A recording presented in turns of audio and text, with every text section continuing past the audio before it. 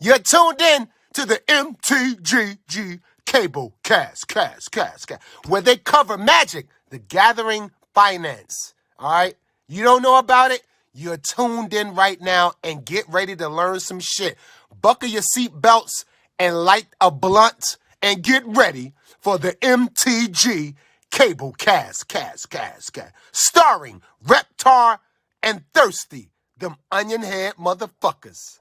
Alrighty, guys, welcome to the newest episode of the Cabal cast. This is, well, last week we were sitting around wondering what is our next topic going to be, and then an absolute bomb dropped. Yes. With the eBay acquisition of TCGPlayer. Mm-hmm. So we have 2 episodes on the topic, and one of them is basically you went through almost an identical process at the company you work at, where a company was acquired, another company came in. So first episode is going to be going through what that was like from the inside. And then the second episode is just kind of our opinions on this. Yeah. So with that said, let's get it started. Yeah. So this is a story all about how I got flipped around upside down. Yeah. Did you move to Bel Air? No, I wish. Okay. God, I'd be making so much money. 3 organizations eventually coalesced into one over, I think, about a 3-year period after an initial solicitation and pass on it. So there's 3 organizations involved. There's Organization 1, which is where I work, which is in this story the equivalent TCGPlayer. The second organization, that was our competitor in the space, and in this instance, that would be ChannelFireball and CFE Marketplace competing with TCGPlayer.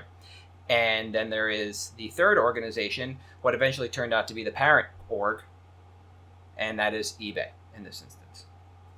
So organizations 1 and 2, so the company I continue to work for, and the one we eventually merged with, we offered similar but different services in the same industry. And the importance for our companies in this industry is that we had one of the largest OEM contracts for exclusivity for products split between each of us. So the organization on my side, we had advertising, marketing, websites. The other org had basically everything else with the digital footprint of this company. And that was the contract in the industry. And it was split between those 2 houses. So the analog here is basically, again, you would effectively be TCGPlayer and they would be ChannelFireball offering Grand Prix and TO type stuff. Yep. So we can look at it, from that aspect where there's the TO side of things where they both were individual contributors to that space at one point in time. Or you can look at it as TCGPlayer has the individual side of the marketplace, and ChannelFireball has the LGS, and that espouses like the largest section of the marketplace that is in eBay, Facebook, etc. So again, 1 and 2 kind of direct competition. Now, Org 3 is a conglomerate. I work for a division within Org 3, and that is a true conglomerate. They are an internet service provider. They are a utilities provider. They do automotive, auto auctions, a ton of stuff, ton of stuff. And they provide, for the section I'm in, similar services to both organizations 1 and 2. But there are a lot of holes in what they're trying to do. They're very far behind. So they approach us about a decade ago. So this is 2022, so we're talking about 2012. And they offer to basically buy out my org. And the entire reason was they wanted this one contract. They were going to buy both companies and merge this contract. And our leadership recognized this. And as the company is still growing rapidly in size and revenue, they push off the offer. Then about a year or so after Organization 3 comes in, so that would be eBay. So after eBay came through in this instance and offered, my company, TCGPlayer, went to ChannelFireball in this parallel. And the C-levels came together and decided to bring that one giant contract under one roof. And this plan had been in motion for a fair amount of time, maybe I think about a year or so before Org 3 came in. And this was necessary for that other organization, ChannelFireball, in this instance, to stay afloat, as they were largely at break even. And even though they were limping along, propped up by this massive contract, the valuation of the new organization that is formed is orders of magnitude larger than the initial organization in regards to both 1 and 2. So together they are worth more than separate, because this, not just this contract, but because they also have complementing services. And the new organization shored up each other's weaknesses. So we brought together a product suite that basically covered the entirety of the industry. We went from about 75% of a purchasing process to now up to 100% of a purchasing process. And that's basically what happened with eBay and TCGPlayer. They now have both sides. They have the LGSs with CFB Marketplace. They have the individuals on TCG Marketplace and whatever stores are on there. They come together, and now they are the biggest name in that space, to the point where they kind of push out Crystal Commerce. There's no other competitor that can build a website for an LGS and serve its products to CFB Marketplace and TCG Player as well as that one organization can now. So where does that leave somebody like Crystal Commerce? All that they have that's unique is Amazon and eBay. And guess what happens in literally 44 days or something like that? eBay. Yep. So continuing on, after that merger, my organization had 5 founders. One of them was invited to leave before the merger of the first 2 organizations, and another 3 took their payday and left shortly after the ink dried on the contract. And all 4 of them were ill-equipped to be part of a technology company, let alone run one. And so this is where the experience that I have is probably going to start to truly come to light. This is going to happen. We're going to see some C-levels shed from TCG Player, and whatever C-levels might have been left from CFB, step back. This is their opportunity to just pull that golden parachute and flitter away. So now we're looking at a point in time where these 2 organizations come together, and this is a very short period of time for what we're looking at in TCG Player and eBay. Like I said, July 11th was that merger. August 22nd was the acquisition by eBay. So it's like 42 to 44 days. But for us, 2 years after that merger of the first 2 organizations, not 44 days, that created a publicly traded organization. Org 3 came back. That conglomerate came back 2 years later. And in this time, additional companies had been merged into Org 1 and Org 2 to create an even more formidable combined company. And the valuation came to billions in comparison to millions. And the final deal for that org, that larger organization, was inked at $4 billion cash. That's what the valuation was, an order of magnitude larger than what it was the first time around when Org 3 was there. Yeah. Now, the company is taken private, and all stock options were paid out at about 1.5% of their market value. A little bit of research showed that the stock price of my company, under the rooftop of just those first 2 orgs, had a high of, I think, 42, but was roping around 35, and it flittered up to 38 to 41. We got paid out somewhere close to 60 if you had the opportunity to, or maybe 45. 60 was the highest, and that's not bad. 1.5x. I did not have the opportunity to buy in. I joined this company maybe 6 months before the merger started, and there wasn't a minimum amount of time necessary. I was literally starting to budget for this, and then cut out. Yep. But that go public to private move and payout of stock options is something that we saw in one of the announcements, that the current employees that were eligible would be paid out in some capacity. And TCG Player was never publicly traded, I believe, so I don't know exactly how that's going to happen. But again, here's this parallel of vested employees getting paid out. Now, after we all come together, we're all brought under this conglomerate. The merger is done.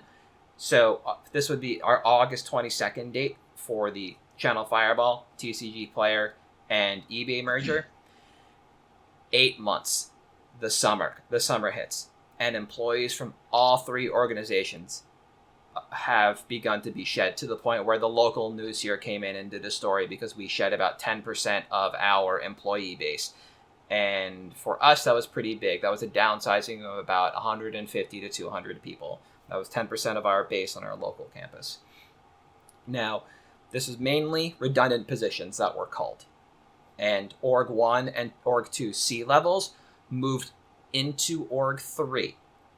Not just by location in the company, physically moved, and it just left V levels in their place. So locally, we lost the one founder that we had that was a C level, and that just left vices in place.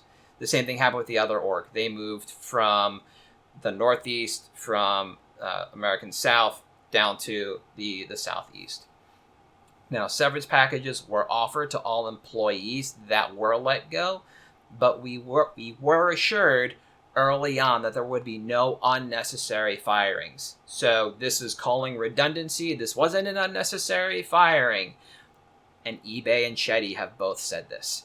Yeah. Buyer beware. Within another calendar year from that summer, the last of the C levels from Org 1 and Org 2, again, now part of Org 3, off-site, they left of their own accord. They're gone. It took them a year to just say, we are done here. We can't provide more value, blah, we want to try something new, whatever reasoning they gave, whatever logic they needed. Then they all just moved on. Some of them went back to where they were from, but within a year, they were gone. So that would be Sasso, that would be Chetty, that would be maybe Dan Bach at TCGPlayer. Yeah. Essentially being let go or leaving eBay of their own accord. And again, golden parachutes and out. Now, over the next 2 years, this conglomerate created a clear vision for the new entity. They came up with our roadmaps, where we wanted to go, what we wanted to do, how we were going to merge these two new platforms into core products from organization number 3 and kind of, boost ourselves in the ecosystem that we were in. And we began to shed unnecessary products, which means more employees. We finished integration of all the tech stacks, which means continued shedding of employees. And this continued reduction of redundant positions, products, and services is still ongoing years later. We are not losing people at a rapid clip, but as the organization is saying, okay, the industry is shifting, we no longer need X, cut them. And that is what I expect we will see in the coming years. We will begin to see this additional overhead be shed. Right now, it looks all sunshine and roses on the outside, but there's still machinations that are going to go on underneath, because eBay is a bulldog. They are huge in what they do. Yeah. They are just an incredible organization from top to bottom. Their tech stacks aren't immaculate, but they are light years better than anything provided by the BinderPoS team or the TCGPlayer teams that have most likely been run on a very lean and clean startup style model.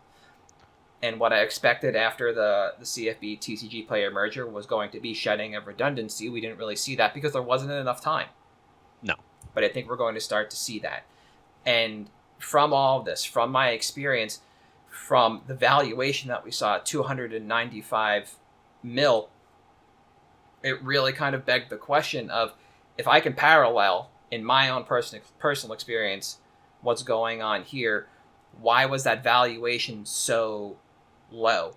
What does eBay think this new org is going to do?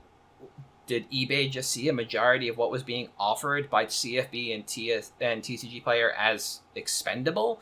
That shedding of people and tech that I talked about. And did they not calculate that into the valuation? Something that goes into the valuation that people have talked about is you generally evaluate at 2 to 3x above revenue.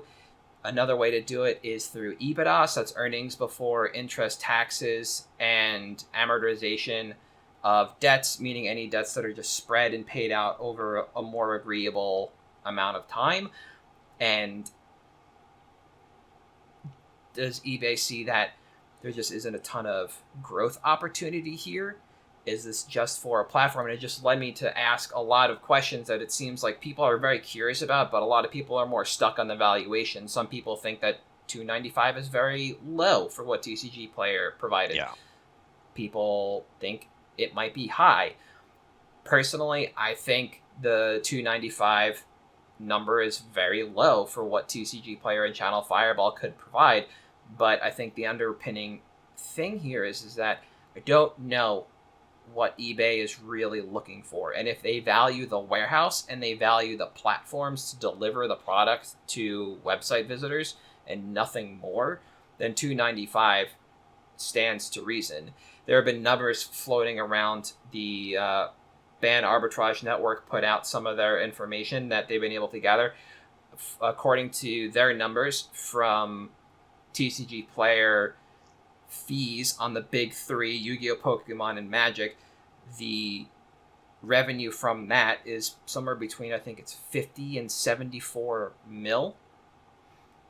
So we're looking at it, just TCG Player. So if you consider ChannelFireball to be a zero, then that means all other categories and services that TCG Player offers, their websites, their additional verticals that they sell, that could easily make up the 30 mil gap that you need to get to 100, which is 1/3 the valuation of $2.95. And so that valuation makes sense and it seems decent, but I think the valuation is low. There's no way CFB can be a complete zero. They can't be a nothing burger in this at all. Yeah. And I don't think that eBay is just going to gut everything that is not warehouse and warehouse employees and the tech stack. Yeah, I think the really important thing here too is that for me, looking at it from the outside, when you hear about redundant staff, the most important thing, and similar to yours, obviously this seems like a tech deal. Yeah. More than anything, which obviously we'll get into in the second episode. But that's, it to me, it wasn't about necessarily moving marketplaces. It was tech. Yeah. But absolutely. I think this was a tech move by, I don't know if you want to call eBay a tech giant because they don't have PayPal anymore. If they did, I think that would be fine. Yeah. But it could be a move by somebody that's looking to make waves in the marketplace. They did just open, I wish I might have the text if I dug back, the CCG portion of eBay.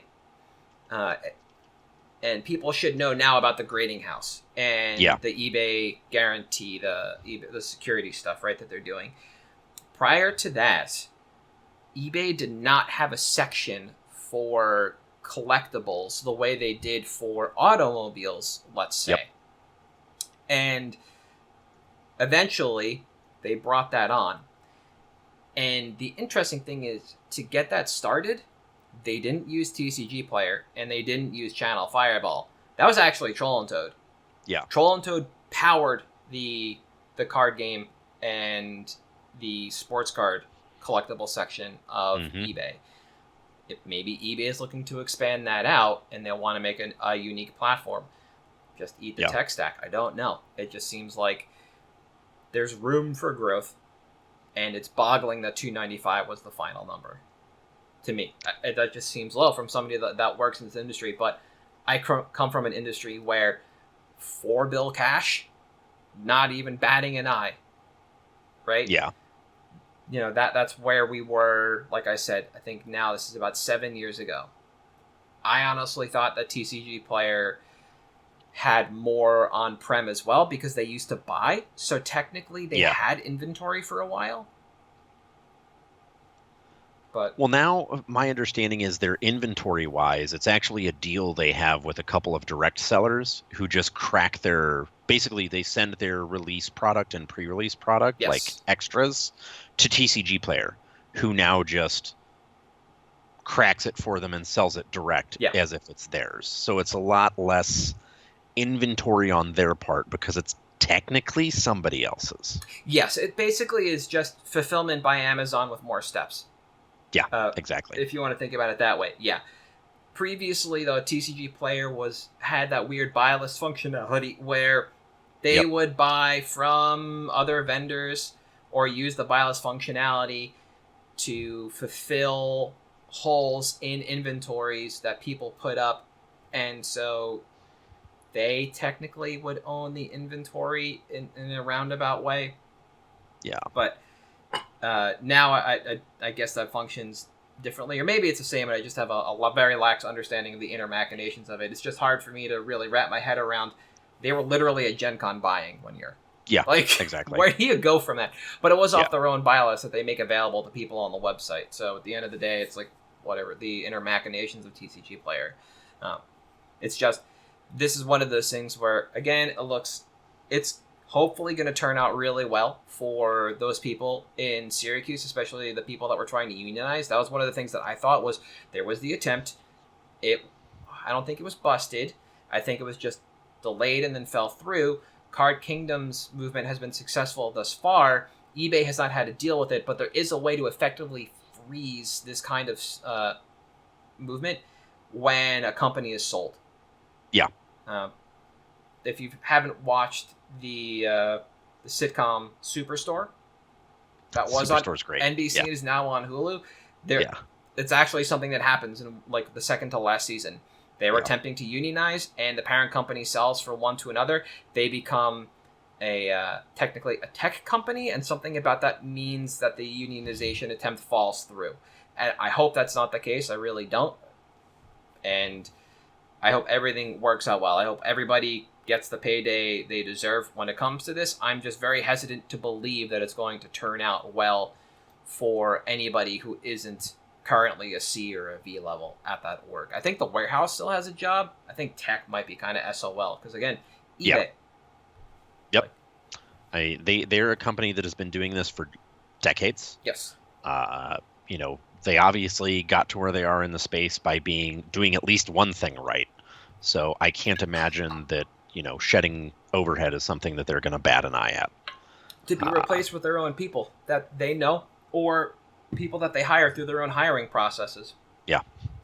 Like I said, their platform is rock solid.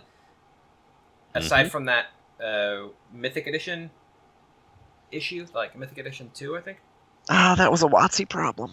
Yeah. I mean, it was kind of an eBay problem too, but it was a lot of WotC. eBay allowed WotC to list it the way they did. Yeah. And so WotC did create their own problem, but by virtue of the fact that eBay gave them the check boxes to do it, kind of thing. Yeah. But if you're into tech and like you look at what TCG Player was versus what they are now, they're, again, huge jump in what they're doing, but it's still not a very solid stack in comparison to somebody, again, like eBay. And at the end of the day, there's a lot to digest, and I know I just ran through infinite bullet points about what happened over, what was this, like a 6-year or 4-year span with these three orgs. And if people want to know more about this, please hit us up. We'll put up some generic links, nothing about the merger of my org, although it is public knowledge. But if you want a little more information about timelines and what it looked like and what we think TCG Player eBay might do, please feel free to reach out.